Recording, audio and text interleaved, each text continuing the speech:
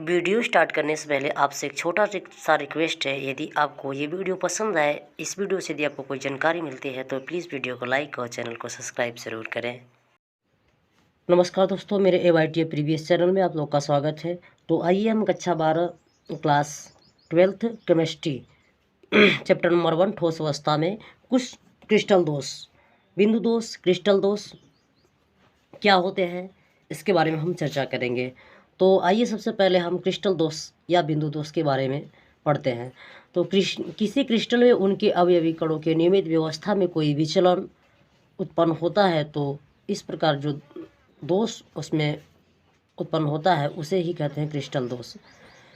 कहने का मतलब कि कोई कण है, कोई क्रिस्टल है, उसमें जो कण है उनके कण में उनकी व्यवस्था क्या है। यदि वो व्यवस्थित तरीके से व्यवस्थित हैं तो ठीक है, यदि वो अपने व्यवस्थित क्रम से थोड़ा सा विचलित है तो इसे ही क्रिस्टल दोष कहते हैं। कहने का मतलब ये एक क्रिस्टल है और इनमें इनके जो अवयवी कण हैं, आयनिक क्रिस्टल है, इनके जो अवयवी कण हैं वो व्यवस्थित में न होकर बल्कि अनव्यवस्थित में रहते हैं। इस प्रकार जो इसमें दोष उत्पन्न होता है उसे ही कहते हैं क्रिस्टल दोष। एक आदर्श क्रिस्टल होता है। आदर्श क्रिस्टल का मतलब होता है कि वे क्रिस्टल जिनकी अवयवी कण एक निश्चित व्यवस्था में आपस में व्यवस्थित रहते हैं, आपस में बंधे रहते हैं, जिसमें कोई दोष उत्पन्न हो, जिसमें कोई विचलन उत्पन्न न हो, उसे आदर्श क्रिस्टल कहते हैं। तो क्रिस्टल में दोष उत्पन्न होना ही क्रिस्टल दोष कहा जाता है। इसको हम क्रिस्टल दोष, ठोसों में दोष या बिंदु दोष इस प्रकार का भी एक प्रश्न बनाते हैं, या ये बात एक प्रकार का प्रश्न का रूप होता है। तो आइए अब हम देखते हैं कि ये जो बिंदु दोष होता है वो कितने प्रकार का होता है। तो ये जो बिंदु दोष होता है आपका, ये 3 प्रकार का होता है। ये बिंदु दोष आपका 3 प्रकार का होता है। पहला है रस समीकरणमिति दोष, इसको इंग्लिश में कहते हैं स्टाइक्योमेट्रिक डिफेक्ट। नंबर 2 असमीकरणमिति दोष, जिसे कहते हैं नॉन स्टाइक्योमेट्रिक डिफेक्ट। नंबर 3 अशुद्धता दोष, कहने का मतलब ये इंग्लिश में उसको कहते हैं इम्प्रूरिटीज डिफेक्ट। तो आइए अब हम ये जो आपके बिंदु दोष हैं इनमें इतने टाइप से दोष उत्पन्न होते हैं। तो आइए सबसे पहले आज हम इस वीडियो में रस समीकरणमिति दोष के बारे में चर्चा करेंगे। बाकी जो 2 बचते हैं उसको अगले वीडियो में हम देखेंगे। तो आइए सबसे पहले हम रस समीकरणमिति दोष को अच्छे से समझते हैं। रस समीकरणमिति दोष हमने सभी का परिभाषा पहले से ही लिख कर रखा है ताकि वीडियो बनाने में आसानी हो सके और वीडियो लंबा ना हो। तो देखिए रस समीकरणमिति दोष ये क्या होता है। जब किसी क्रिस्टल जालक में दोष उत्पन्न होने के पश्चात उनके आयनों के अनुपात में कोई परिवर्तन नहीं होता है तो इस प्रकार जो दोष उत्पन्न होता है उस दोष को ही कहते हैं रस समीकरणमिति दोष। कहने का मतलब एक आदर्श क्रिस्टल है, इसको देखिए, इनमें जब हम एक इसका आयन प्लस वाला चाहे माइनस वाला आयन विलुप्त होता है तो वहाँ पर एक माइनस वाला आयन भी विलुप्त होगा। कहने का मतलब जब इनमें कोई कमियां होंगी तो वो समान अनुपात में कमियां होंगी। कहने का मतलब इनके आयन के अनुपात में कोई डिफरेंट नहीं होगा। तो इस प्रकार जब क्रिस्टल में कोई दोष उत्पन्न होता है तो उसे ही कहते हैं रस समीकरणमिति दोष। समझने के लिए जैसे यहाँ पर अभी प्लस वाला जो आयन है वो 8 है और माइनस वाला भी आयन 8 है। इस समय 8:8, यदि हम इसको डिवाइड करेंगे तो 1:1 होगा।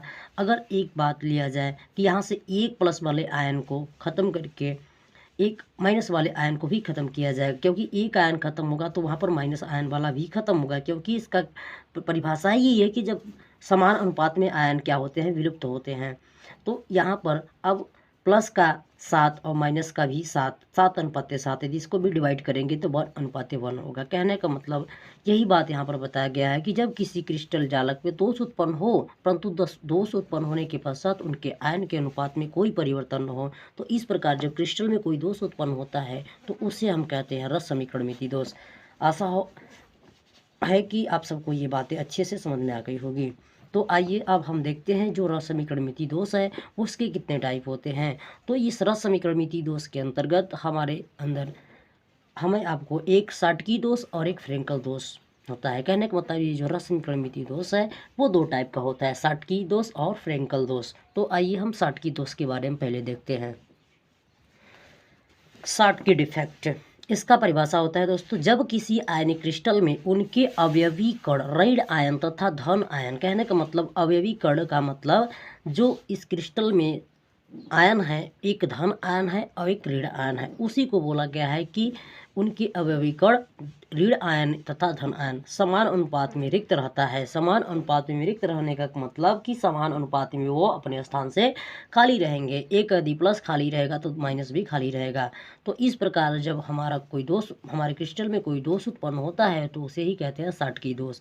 समझने के लिए समझिए, ये आपका अभी यहाँ पर एक आदर्श क्रिस्टल था, लेकिन उसमें से एक प्लस एक माइनस विलुप्त हो गया, तो देखा जाए तो ये एक समान अनुपात में अपने स्थान से विलुप्त हुए हैं। तो इस प्रकार इसमें जो दोष उत्पन्न हुआ है उस दोष को कहते हैं शॉर्टकी दोष। शॉर्ट का मतलब इनके प्लस माइनस दोनों शॉर्ट हो गए हैं, एक प्लस एक माइनस ब्लास्ट होकर खत्म हो गए हैं। तो इस प्रकार जिसमें जब दोष उत्पन्न होता है तो इसे हम कहते हैं शॉर्टकी दोष।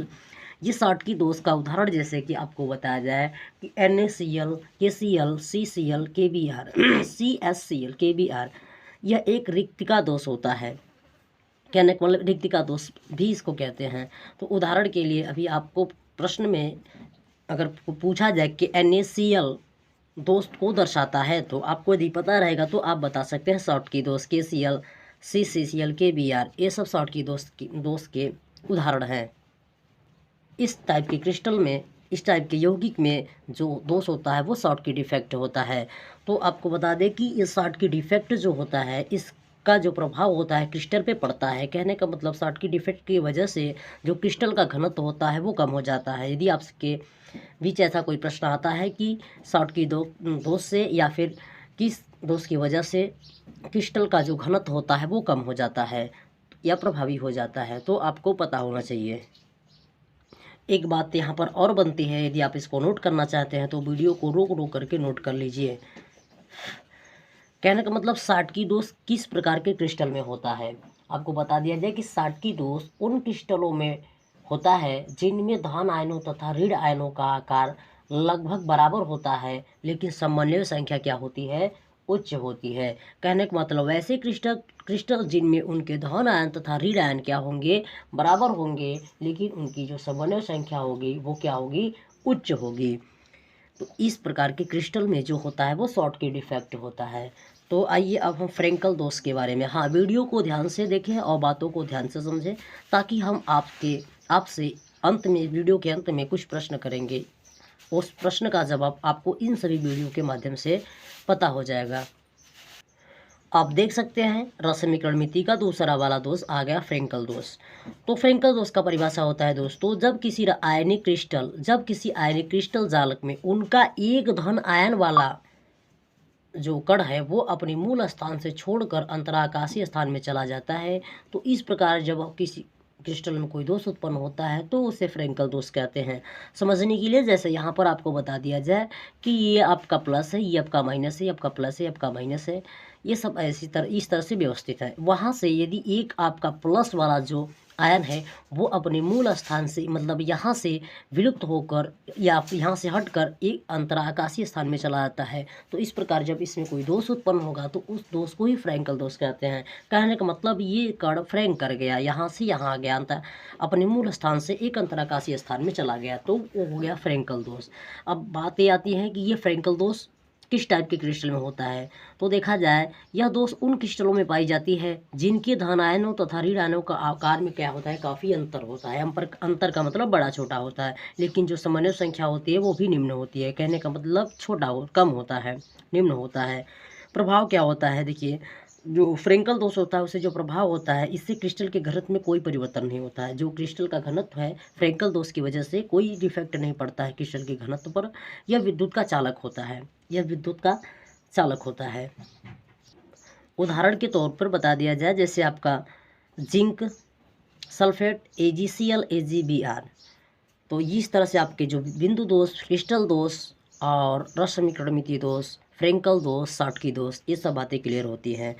तो आपको बता दें कि जो एक AgBr, ये आपका ऐसा यौगिक है जिसमें शॉर्टकी तथा फ्रेंकल दोष दोनों गुण विद्यमान होते हैं या दोनों दोष विद्यमान होते हैं। यदि आपसे ऐसा कोई प्रश्न करता है कि बहुविकल्पी में ऐसा प्रश्न किया भी जाता है कि ऐसे 4 ठो ऑप्शन दिया रहेगा, आपसे पूछा जाएगा कि ऐसा कौन सा यौगिक है जिनमें फ्रेंकल तथा साल्ट की दोष दोनों विद्यमान होते हैं, तो आपको बताना होगा। तो चलिए देर न करते हुए अब हम प्रश्न की ओर बढ़ते हैं और जवाब आपको कमेंट बॉक्स में देना है। यदि जवाब नहीं पता है फिर भी कमेंट करें, हम आपका प्रश्न का जवाब आपको ज़रूर देंगे। तो चलिए पहले प्रश्न की ओर बढ़ते हैं।